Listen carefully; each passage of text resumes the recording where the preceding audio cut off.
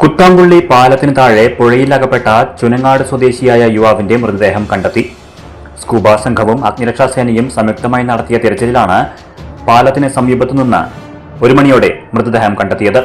ചുനങ്ങാട് കരുവത്തുരുത്തി വേലായുധന്റെ മകൻ 44 വയസ്സുള്ള മനോജാണ് കഴിഞ്ഞ ദിവസം രാത്രി 8:30യോടെ പുഴയിൽപ്പെട്ടത്. മനോജ് ഉപയോഗിച്ചിരുന്ന വാഹനവും മൊബൈൽ ഫോണും പുഴക്കരയിൽ നിന്നും കണ്ടെത്തിയിരുന്നു. രാത്രി തന്നെ ഫയർഫോഴ്സ് എത്തി ഏറെ നേരം തിരഞ്ഞെങ്കിലും കണ്ടെത്താനായില്ല.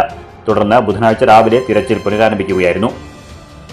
പഴയന്നൂർ SI ബദറുദ്ദീന്റെ നേതൃത്വത്തിലുള്ള പോലീസ് സംഘവും Shoranur fire officer Govindankutty, assistant station officer Prasad എന്നിവരുടെ നേതൃത്വത്തിലുള്ള അഗ്നിരക്ഷാസേനയും പാലക്കാട് സ്കൂബ ടീമും നടത്തിയ സംയുക്ത പരിശോധനയിലാണ് മൃതദേഹം കണ്ടെത്തിയത്.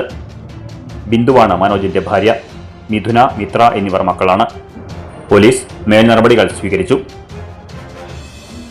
News desk CCV.